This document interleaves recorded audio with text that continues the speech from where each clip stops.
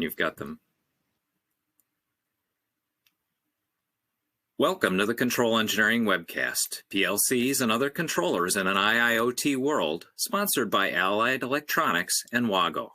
I'm your moderator, Mark Hosky, and I'm happy to join you today on behalf of Control Engineering and CFE Media and Technology. CFE Media has met the standards and requirements of the Registered Continuing Education Program. Credit earned on completion of this program will be reported to RCEP at rcep.net. A certificate of completion will be issued to each participant. As such, it does not include content that may be deemed or construed as an approval or endorsement by RCEP. Industrial Internet of Things, Industry 4.0, and smart manufacturing concepts are familiar to architects of industrial automation and controls. How are programmable logic controllers, PLCs, and industrial PCs, IPCs, embedded controllers, programmable automation controllers, smart input and output I/O modules, and other logic devices and related software helping smart manufacturing in Industry 4.0. Stay with us because we're going to look at these learning objectives. So we're going to examine how industrial logic devices such as PLCs, IPCs, embedded controllers, PACs, smart I/O modules, and other controllers have adapted to the needs of Industrial Internet of Things, Industry 4.0, and smart manufacturing. We're going to review some terms such as scalability, programmability, flexibility, and interoperability as they relate to industrial controllers. And we're going to determine what to look at when choosing a PLC, IPC, or other controller to match application needs. We're going to look at a bit of cybersecurity considerations for industrial controllers and show how applications and lesson learned examples can help with controller selection. To get the best results from today's webcast platform, please make note of the following as you participate in today's event. If you're having technical problems, click on the question mark at the top right-hand corner of your screen to bring up a list of system checks to make before escalating to an online technician. If you're experiencing issues with your slides or audio, please refresh your browser or click the Refresh Media button directly under the presenter's headshot. You can control the volume settings of this webcast by adjusting the volume on your computer or by adjusting the volume on the webcast platform. If you need a technician, type a message into the Ask a Question box and someone will get to you as quickly as possible. Answers to your technical questions will be in the Answered Questions box on the left side of your screen. You can use the Ask a Question box on the left side of the screen to type questions for the speakers during the presentation for the Q&A session at the end. You may ask questions at any time during the presentation, and we'll get to as many as time allows. Questions for today's presenters will be answered verbally during the Q&A session at the end of the webcast. To download the presentation slides, use the Event Resources area on the left side of the screen. To take the Learning Unit exam, use the Learning Unit Exam tab at the top of the screen. The exam will open in a new browser window, and you can complete the exam after the webcast. However, the link will break when the webcast signs off. The exam will be posted with the on-demand version of the webcast. The exam is for 1 RCEP ACEC Certified Professional Development Hour. The webcast is being recorded, including the Q&A session. We'll post the archive on the Control Engineering website in a few days, and we'll send you an email with the link to the archive once it's ready.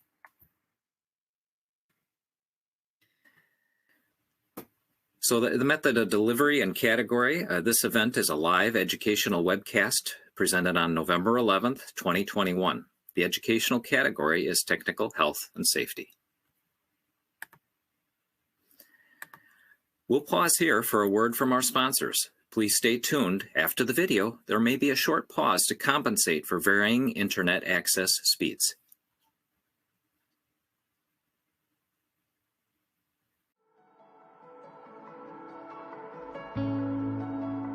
Welcome to WAGO's North American headquarters located in Germantown, Wisconsin. As the innovators of cage clamp, WAGO has been the world leader for over half a century in the design and manufacture of termination systems incorporating spring pressure connection technology. We have been changing industry with our innovative products since our founding in 1951. Today, our company offers a full range of products including electrical interconnect such as rail mount and PCB terminal blocks, electronic interfaces like power supplies and signal conditioners, and automation products including I/O systems and touch panels to serve a multitude of industries including manufacturing, lighting, process, and more.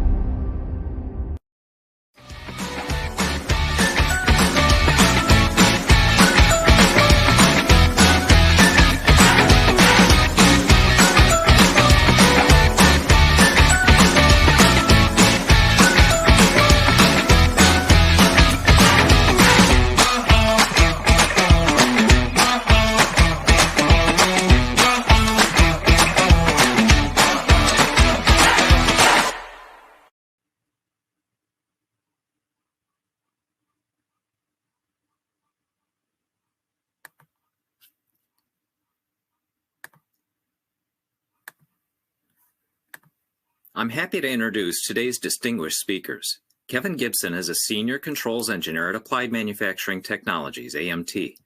Joining AMT in 2018 as Senior Controls Engineer, Kevin programs assembly lines and uses electrical wiring diagrams to create software that brings processes to life. Kevin considers many roles of the position to include a process engineer, programmer, user interface and user experience designer, technical documentation writer, network engineer, electrical technician, and handyman. Day-to-day activities include supporting a project from a kickoff to the site acceptance test.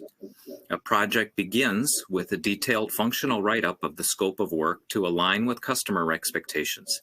He then creates working software, human and machine interface, screens, network topology, and programming. At AMT, Kevin also helped create software standards. He has a Bachelor of Science degree from Baker College.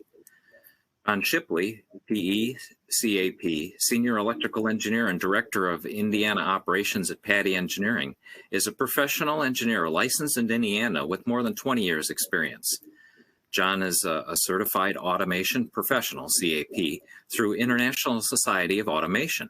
John earned a Bachelor of Science in Electrical Engineering from Purdue University and a Master's of Science in International Business from San Diego State University.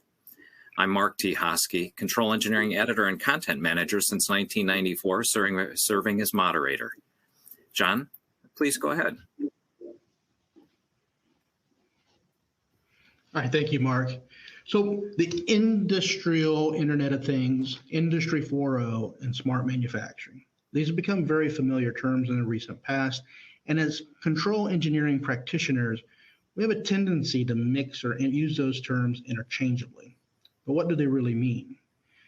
They come from different origins. They materialize from different origins, but they try to solve similar challenges with similar tools, but from different frameworks. Starting with Industry 4.0. Now, the term itself originated from a German industrial strategy and policy framework, but eventually morphed into something much larger. It's now considered like the fourth industrial revolution. But just to give you an idea of some background, so like the first industrial revolution was largely about doing value-added manufacturing from hand and moving that from craftsmen to machines that are steam and water-driven powered. And then the second industrial revolution incorporated the use of electricity and to drive those machines, but then also leveraged greater interconnection of people and factories through the use of the telegraph and the railroad system. The third industrial revolution is generally characterized by the use of computers in the manufacturing space, as well as new communication technologies.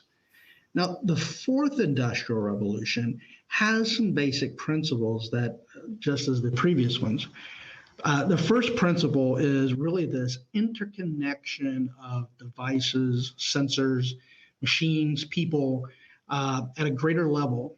And this greater level of interconnection has provided for massive amount of data being available and collected to improve the ability of using that data. So, like for instance, this increase in data has allowed for an openness of information, allowing diverse assets and the ability to collect massive amount of data as opposed to information as opposed to just data between these assets.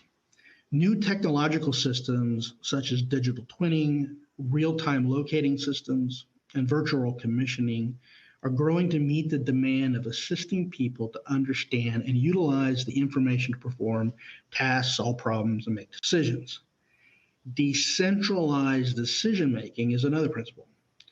This is characterized by assets and people making decisions and performing tasks without a centralized master controller. This decentralization is allowing for more efficient and effective outcomes due to reduced reliance on central controllers, which take more time for communication and often require too much distillation of data into less information. Now, the industrial Internet of Things. Now, the name is an adaptation of Internet of Things, but it does build on the traditional industrial automation architectures and practices. Sometimes it's considered a subset of IoT, but oftentimes it's more than that. It's generally characterized by systems of interconnected sensors, devices, and machines as well. Connectivity is enabling collection of data, sharing between things, allowing for analysis, and some of the big enablers of this industrial Internet of Things has been the idea of cloud computing, big data, edge computing, machine-to-machine interaction, radio frequency identification, or RFID, and advanced robotics. Now, smart manufacturing, it's a category of manufacturing that leverages computer integrated manufacturing, or CIM. It involves a digital transformation and takes advantage of rapid production change kind of technologies. It is characterized by interoperable systems, simulations, dynamic modeling, and network sensors. Some key enablers here have also been big data, advanced robotics, 3D printing, efficiency optimization, artificial intelligence, and machine learning. Now, probably the thing to understand is there's a similar thread on all three of these topics, and that similar thread is interconnected assets, devices, machines, people, an extensive amount of sharing of data between these interconnected assets and people. So this has allowed for improved performance in the manufacturing space, optimized efficiencies, better decisions, all resulting in improved return on investments.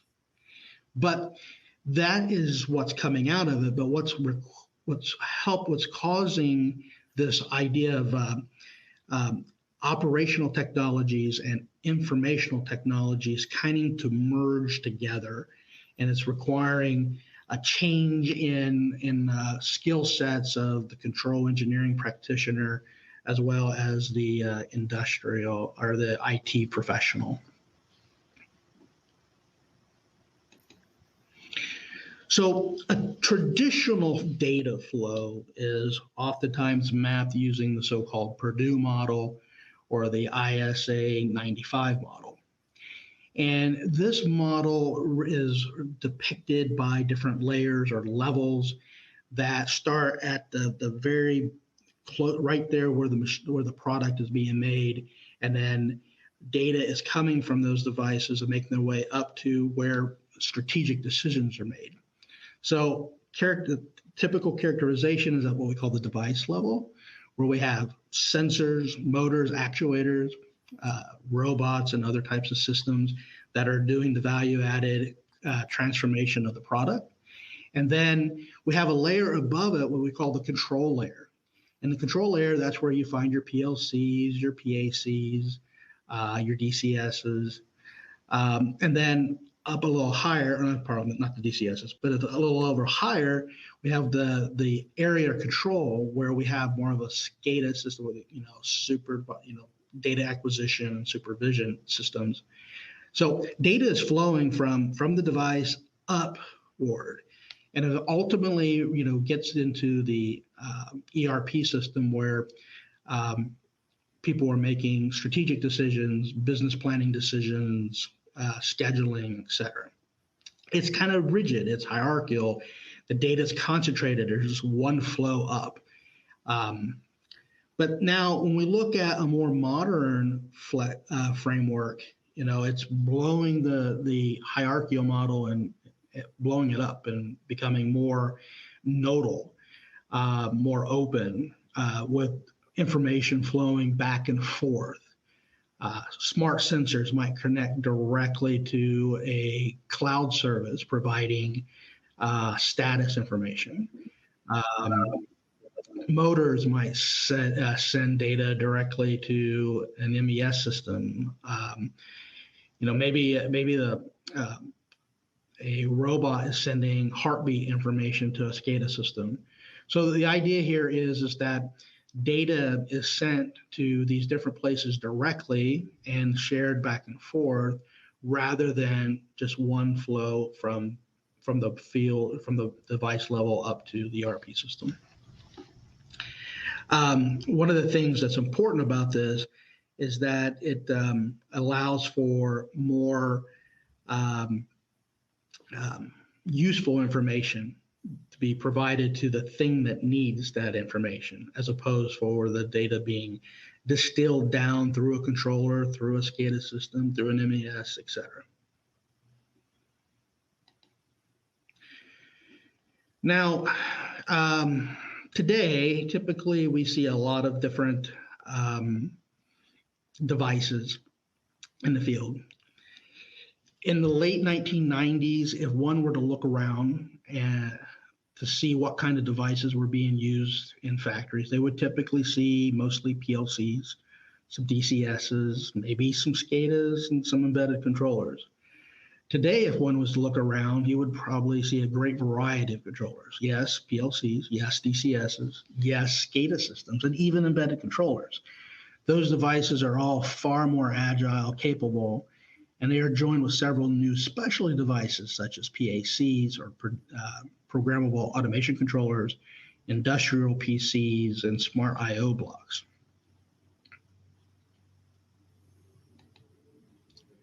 Now, the PLC has really changed over the years. Originally designed to replace relay logic, actual physical relays with fixed wiring of relay logic and panels.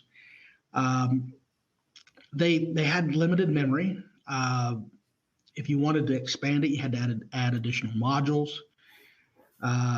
In time, yes, they started to be networked using some older protocols, some serial communication networks such as RS-232, 485. But as time progressed and increased need for controlling more sophisticated equipment, new communication protocols were created, out of, like, say, Ethernet, for instance, Ethernet IP, TCP, et cetera. Today, PLCs have more onboard memory than ever. I mean, they're small computers with the amount of memory they have and the speed of their controllers. They have more functions. They can have more functions. They do things like control motion, PID control, advanced computational commands, et cetera. There are more programming options available today than before, traditionally ladder logic, but now that in structured text, but now those are kind of moved over to like sequential function charts and other programming alternatives. PLCs have more communication protocol options, like EtherCAT, IO-Link, ASI, Interbus, etc. In addition, PLCs today have more communication resource options, like multiple Ethernet ports, cellular communication cards allowing for like 3G or LTE, multiple connections at a time. So PLCs have really changed over the years to provide and to accommodate this new interconnection model. Programmable automation controllers, they're really an early adopter of this so-called digital revolution. They started to appear in the mid-2000s. They offered a combination of capabilities that you'd already found in like PLCs, DCSs, RTUs, and even industrial PCs. They were designed to provide sequential process motion control with multiple communication paths without needing additional hardware or software modules. They're very well suited for data acquisition as well as control. Now, the industrial PC is one that's really changed over time. Originally PCs, an early use of a PC was typically via a specialized ISA card or PCI card that allowed for either I/O or field bus connections to a typical office PC. But in time, they've been adapted for the manufacturing environment. So industrial PCs, they're designed for like harsh environments that you'll find in the manufacturing area.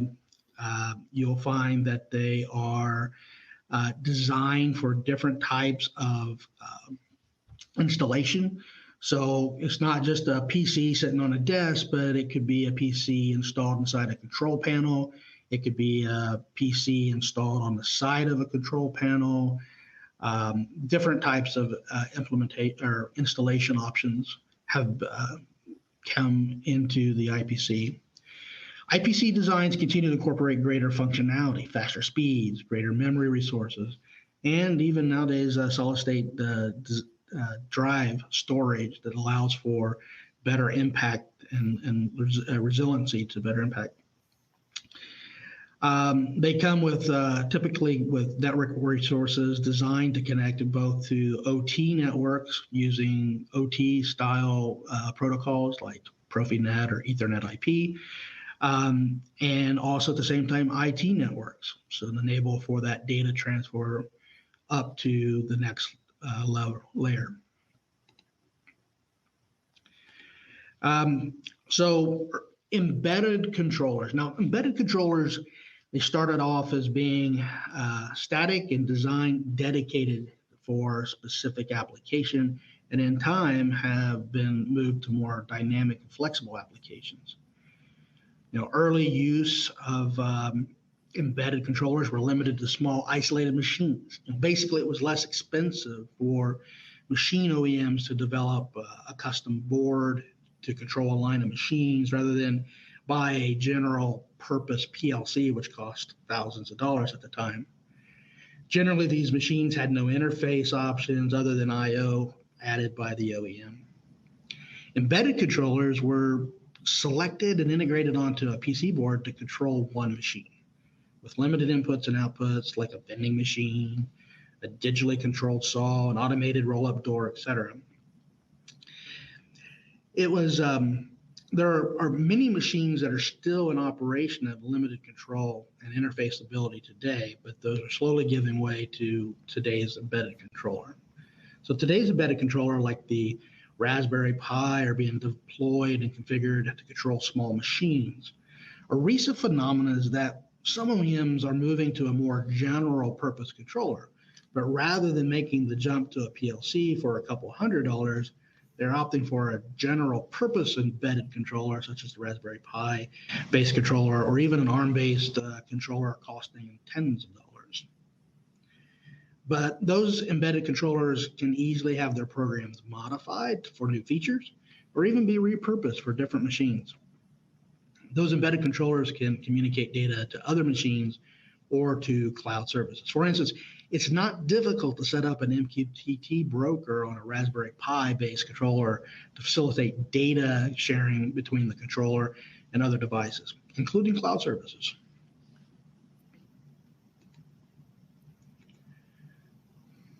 So smart input-output devices, flexibility to smart flexibility. So as manufacturing systems recognize the cost of distributed controls, a need for remote control stations arose. A key driver of this was the cost to install or change a system. Remote I/O opened the door for reduced installation costs. No more long bus ducts and filled with conductors for each discrete point. No more issues with voltage drop, reduce cost to add another machine, just add another node to the network. Initially, remote control stations acted as input and output gateways, communicating status and commands. Very little to no control was performed by these remote control stations. Early on, these remote I/O stations look like rows of terminal blocks or a remote PLC rack. Some were configured as IP67 interface blocks using quick disconnect connectors like M12s. Partially because these remote control stations required some form of controller to handle the communication of the status and commands between the central controller and the field devices, it was just a logical step forward to add control functions to the remote control stations. These increased capable controllers were generally low cost and were attractive alternatives to PLCs. In other instances, remote control stations were given the capability of communicating to data gateways and brokers. Recently, smart I/O modules are being extended to communicate via OPC and MQTT.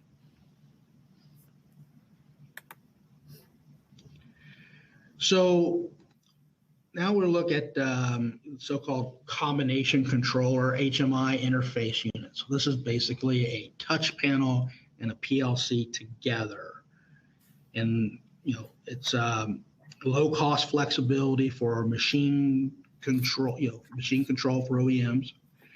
Though not always the case, generally the combo is less expensive than the individual HMI panel and individual PLC. It's great for space limited applications. Because the touch panel and the PLC are integrated, oftentimes this leaves extra panel space for other devices, enabling a smaller enclosure or a smaller footprint required for the machine. Typically, visualization and control programming performed is in the same application programming environment or software. Sometimes using open application programming software as well. So things like Codesys and other examples that allow for non-brand, non-vendor lock type software environment. Distributed controllers systems, so DCSs. These were really born for the fourth revolution from the start. DCSs are networks of distributed controllers that do not follow a centralized master controller. These controllers are typically found in large process manufacturing facilities. However, DCS controllers are remotely monitored and supervised. Thus, DCS controllers, while being autonomous and local in their control of process loops, they've long been well connected to share data and information to other systems. DCS controllers are starting to be equipped with other technologies like wireless communication, remote data logging capability, and even embedded web servers for easier parameterization and status of monitoring. SCADA, supervisory control and data acquisition systems. Is it really a future, for centralization? It's a question. So when you think of SCADAs, think of the control room pulpits where you got an operator sitting in front of 6 screens, monitoring at all time in a process system. When you normally the control portion of the SCADA is the actions that the human operators make. Meanwhile, the control of the actual production equipment stays within the PLC and the DCSs.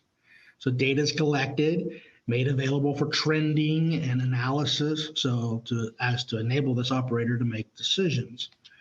Over time, SCADA systems have become much more distributed, with servers located in multiple places, networked across the different areas. And recently, SCADAs have even become more web-based. This allows for the operator to make control decisions from a mobile device or a web page, rather than sitting in front of the pulpit, the control pulpit. So there are some common terms that you'll find amongst the 3 different terms in between Industry 4.0, IIoT, or smart manufacturing. All these terms are common amongst those 3. And there's several of them, but here's just a small few. So like artificial intelligence and machine learning. AI refers to this ability to perform tasks that traditionally was required by human intelligence or human actors. Machine learning is a subset of artificial intelligence in which a system learns from experience rather than being programmed with certain responses. So this is the idea of this ability to identify anomalies and to respond appropriately. Ability to determine optimization for some system parameters. These are the terms that meet across those 3 different items. Another common term is digital twinning. Now, this refers to the practice of creating digital models of systems, so-called digital twins, that emulate the real physical systems that are in the field actually operating. Digital twinning allows for simulating changes to determine efficacy before committing to making those changes, allows for offline troubleshooting, allows for virtual commissioning, which is a process that identifies and allows for an elimination of mistakes and bugs, glitches, etc., prior to actually commissioning on the floor when it's the most expensive. So interoperability, this refers to this ability of these system devices to share and utilize the data into information. So a very popular one is OPC UA from the OPC Foundation. Allows for different devices to communicate through an OPC protocol. MQTT, or messaging queuing telemetry transport. This is an old but becoming more popular approach to inter-device communication, allowing for devices to be set up as publishers or subscribers, and specific information, only the information really needed, is shared between the 2 devices. RESTful application programming interface, API, so RESTful API, where REST refers to representational state transfer. These systems communicate via HTTP, HTTPS commands, exchanging data in XML or JSON format. And then structured query language, or SQL, is a relational database language that is pretty popular. It's become pretty useful between devices that literally PLCs can write data directly to a relational database. And then NoSQL has become quite popular with time series type databases or other arranged databases. Programming flexibility. So this refers to this ability to develop your application. A lot of traditionally vendor-locked application programming software was the way that you programmed your particular product that you bought from that particular vendor, as opposed to open application programming software like Codesys, for instance. Another way that programming has become more flexible is like through standardized programming languages. The IEC 61131-3 is an international standard that allows for programming PLCs in particular with some standard languages like ladder logic or structured text or even sequential function chart. Other devices are being programmed by newer technology or newer programming possibilities or packages like Node-RED, programming languages like Python or JavaScript, or even some devices are being programmed using .NET products. Scalability. Now this refers to the ability of a system to expand its scope of control without a reduction in performance. So the ability to add or subtract resources such as additional controllers, additional network infrastructure, more network switches, the ability to add or subtract services like adding machine learning or digital twinning, the ability to add or remove devices such as sensors and actuators. So scalability is this idea that you can increase the size of it or decrease the size of it as needed for your application without experiencing those reductions in performance. All right, over to you, Kevin. Hi, everyone. Thanks, John. My name is Kevin Gibson. I'm a senior controls engineer here with AMT. Today, I'm going to talk about application and security considerations when selecting a controller and network architecture for your automation application.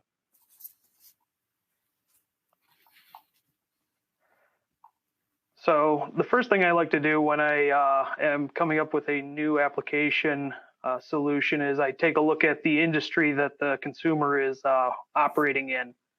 A lot of the time, you'll have to investigate whether there's a controller type or technology that is typical in the industry and the application you're addressing. Once you find out what that is, I like to find out what the users and the maintainers of that operational technology like or dislike about it and its features. This establishes a benchmark that can be used later to compare another solution you might want to propose. If the customer already has automated systems, it's important to assess whether the existing technology can achieve the desired functionality to maintain commonality. Commonality has benefits including interoperability, reduces the maintenance and education costs, simplifies the software load up for the maintenance people, and reduces spare inventory. If commonality is not possible, consider similarity and interoperability of your solution with their existing assets, network, and data architecture.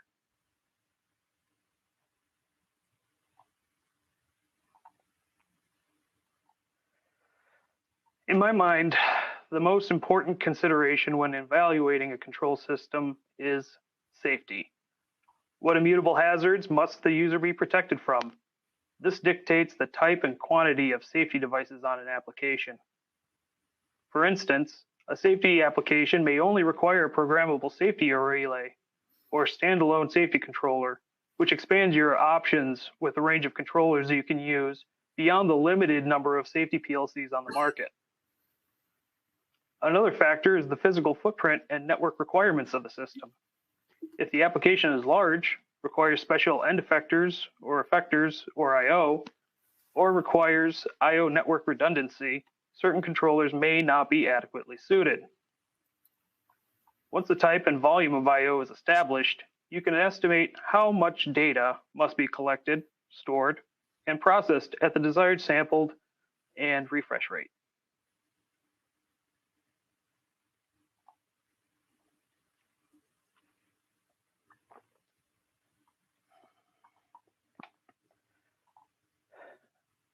The volume of data you wish to collect, store, and process will dictate your data management solution. While a PLC is primarily used for data collection, decision-making, it is not a good solution for storage and processing of that data.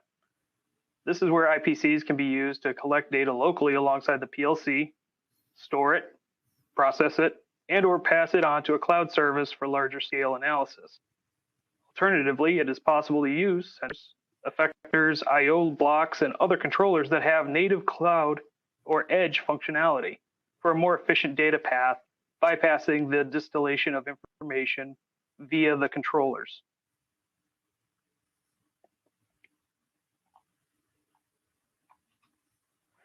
When selecting network components, it's important to ensure that the connection type is suitable for the environment in which the unit must operate.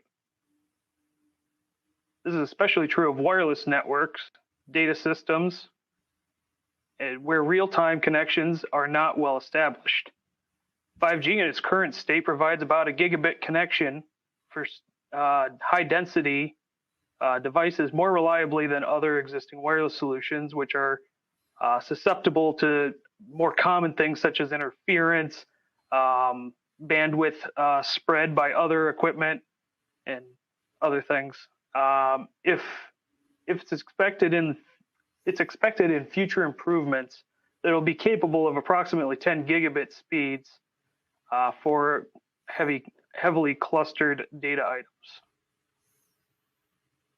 Until most sensors are available and proven with 5G connectivity, intelligent sensors connected to an edge or cloud-native data aggregator, such as an I/O block or controller, may be the optimal solution. Regardless of the network technology selected, it is important to consider the specialized tools and training required to perform the connection diagnostics. Wireless technology, especially cellular technology, requires specialized tooling, which is usually quite expensive, has to be maintained thoroughly, and the users have to be significantly trained compared to, say, your standard wired network diagnostic work. Moving beyond data exposure, ease of data consumption and storage is important to the success of any large-scale data operations. Uniquely identifying devices, their attributes, and data fields as they exist on the network can be a significant challenge if not planned for ahead of time. Often, equipment vendors will attempt to solve these challenges by locking users into their infrastructure and software as a service ecosystem, which results in ongoing costs for the users and for the integrators and difficulty in changing out later on.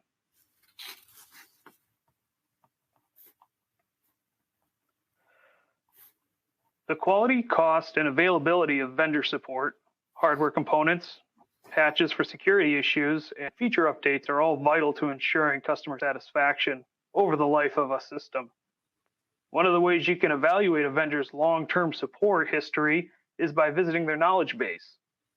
Look at the download section for old products. See what the update cycle and lifetime looks like. Examine the Q&A or support forum for number of postings, number of responses, response times, quality of answers, and overall usability. Now we move on to the security considerations of selecting a controller. ICS has experienced a significant evolution in its design following the footsteps of IT developments, starting with simple hardware interlocks, moving to serial protocols, and finally the adoption of Ethernet-based communications. The next step of this evolution is unlocking data value and process optimization by leveraging as much system data as possible to perform automated data analysis. Traditionally, ICS has existed in near isolation, with perhaps one or two nodes communicating with a terminal, neighboring equipment, maybe a production management system. As networking entered the scene, near isolation was maintained for stability. More recently, it's been maintained for security. The illusion of security was shattered when air-gap control systems were infected to disrupt the operation of a nuclear enrichment facility. The malware that was responsible has since been found on all computers all over the world. Isolation and obscurity is not security.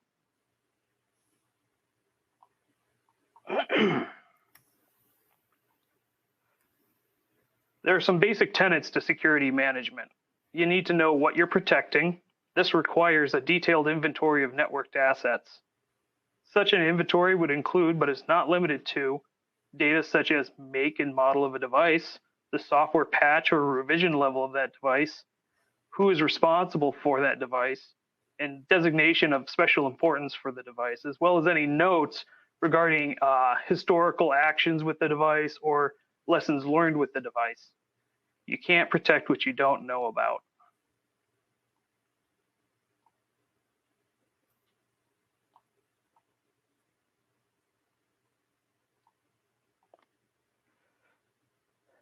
Once the assets to be protected are identified, you need a way to monitor them. In most cases, this is done with a centralized management system. Changes being made must be detected, so automated backup and differential checks are the norm. Event logs on equipment should be aggregated so they can be examined. Patch levels can be tracked. Update patches can be uploaded for easy access and deployment across installations. Credentials for equipment can be tracked, scheduled for change, and access is controlled. You cannot protect what you cannot monitor. Whether wired or wireless, proper network design is critical in securing an installation. Proper segmentation between traffic groups keeps unexpected hosts from interfering with transmissions. Designation of specific application services allowed to cross from the manufacturing and business networks reduce the attack surface of your equipment. The network can be restricted to authenticated devices, specific access ports, and devices that meet security health checks. Network traffic can be monitored and behavior patterns established, enabling the detection of unusual behavior. Defenses can then be validated by internal exercises and external penetration testing. This brings us to the security triad, commonly abbreviated as CIA. It's a simple way of thinking about data security. Confidentiality means that data intercepted is not intelligible by unauthorized parties. Encryption is an example of confidentiality. Integrity ensures that the data is not altered at any point between the sender and receiver. Hashing uses various algorithms to generate a unique representation of a given piece of data. Availability is the attribute of a system remaining operational or data being accessible. Resiliency, error handling, and redundancy are examples of ways availability can be bolstered.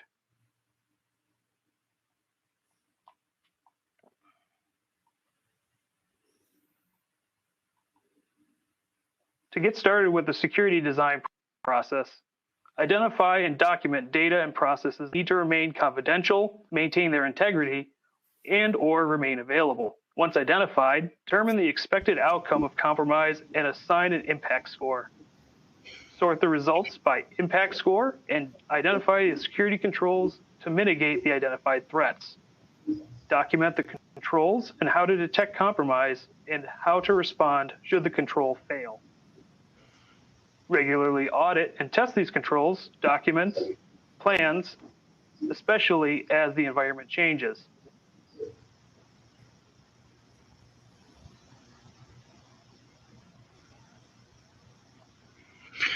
All right, so applications and lessons learned examples. So helping with controller selection.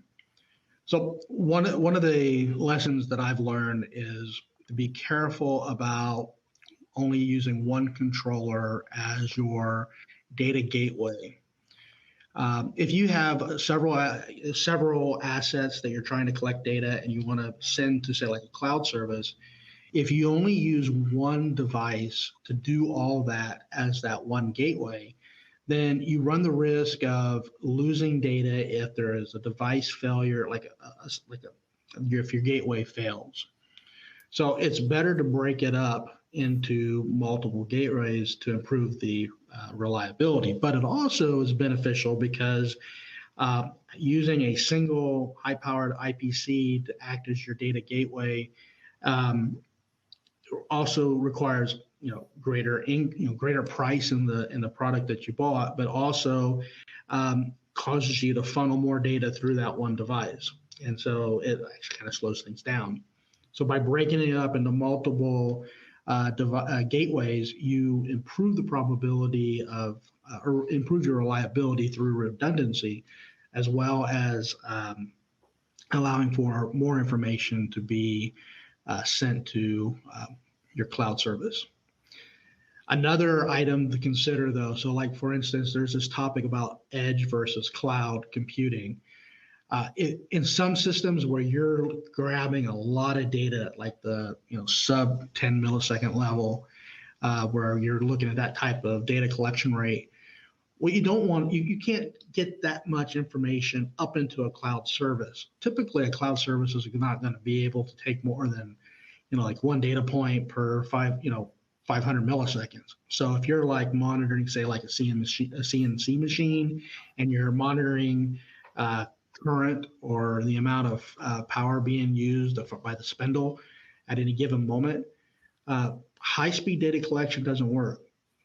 So what you need to do is do your processing at the edge, close to the machine, close to the environment, and then only send information up to the cloud that's like really necessary for much higher level things like OEE, things of that nature. And the last point that I would make about lessons learned is don't always select the just good enough controller in terms of resources. Select a controller that has not just the resources for the current application you're trying to develop, but also has enough resources to deal with changes in scope, increased connection requirements, or more data, a whole different feature or a set of features being added to that controller. So those are the lessons that I've learned. Over to you, Kevin. Thanks, John. So firsthand, I've witnessed deprecated features in Windows machines, servers, being updated out of existence or disabled by default. And in some cases, that can result in your complete loss of data transfer from the machine level up to higher level storage and processing systems. So when you're considering a data acquisition project, tacking on to an older or maybe still current but a little bit older base platform, keep an eye out for what components are required, and make sure that if there's going to be an update that affects those components, that you're aware of it, hopefully before the update is applied to the machine. The other thing that I've learned is that you have to establish what data will and won't be acquired early in design. It's a common rule is you always have to know what you're recording before you record it, or assume that you're going to have to record everything and present reductions as to what you are willing to do as far as customer expectations.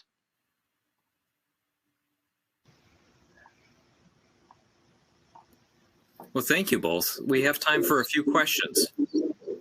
The audience listening live can type questions for today's presenters in the Ask a Question box on the screen, and we'll get to as many questions as we can.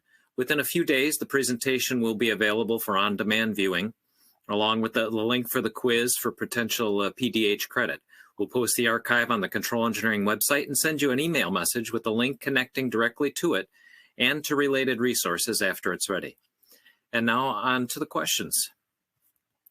So first question, give some application examples where you've suggested transitioning from one controller type to another, and explain why.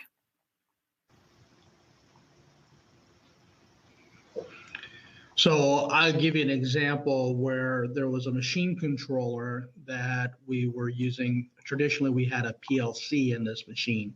It's kind of like a CNC type machine. And what we found was that we needed to collect more data with the CNC side as part of our control at the controller side.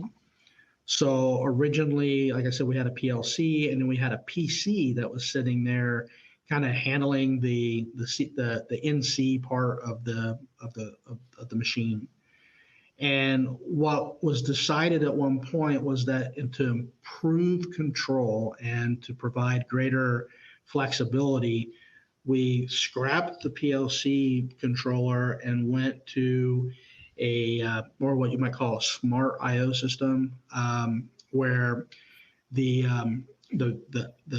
used an IPC to continue to do the CNC control, but that IPC now interacted with a smart remote I/O controller that allowed for handling of any of the inputs and outputs of the system. And that was done predominantly to reduce cost, to improve flexibility, and to allow for better performance. Kevin, any comments there? I've used a few different replacement solutions. The last one being a conveyor controller, just a small multi-segment conveyor system, but it didn't have a good way of logging both offline and then uploading to the overall management solution to see inventory loads and redistribution across totes and their subcomponents made of cups. So what we ended up doing is transitioning from a standard PLC and HMI to a PLC with a integrated HMI IPC, which gave you the ability to run the runtime, but also to do the logging and the transmission of data necessary.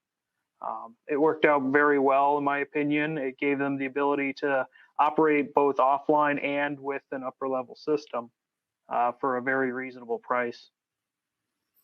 Is there one place to look for all controller cybersecurity vulnerabilities, or do I need to look at each manufacturer's website? Sure. So you can definitely look at the manufacturer's website, but CISA, which is the Cybersecurity Infrastructure and Security Agency, oversees all of the CVEs, or common vulnerability notifications for most of the control systems in existence. So if you look at US CERT, that's us-cert.cisa.gov, they have a whole list of all the ICS vulnerabilities that they are aware of. Anything to add, John? No, that's well stated. Good. Another question. We've always used PLCs, but considering other controllers for a few applications, any tips about that decision?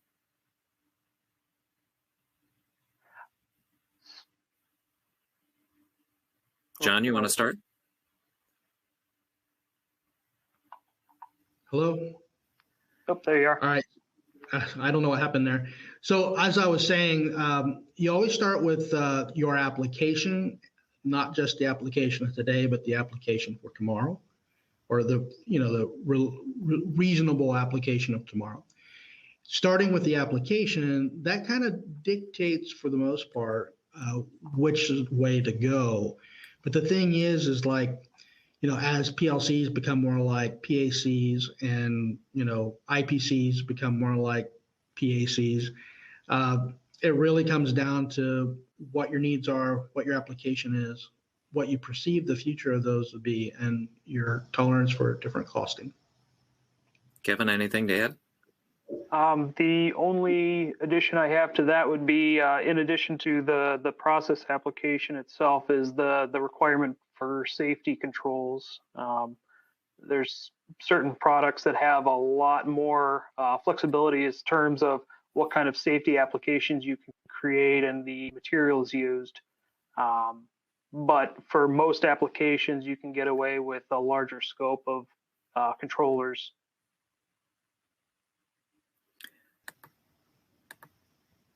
Okay, time for one more question.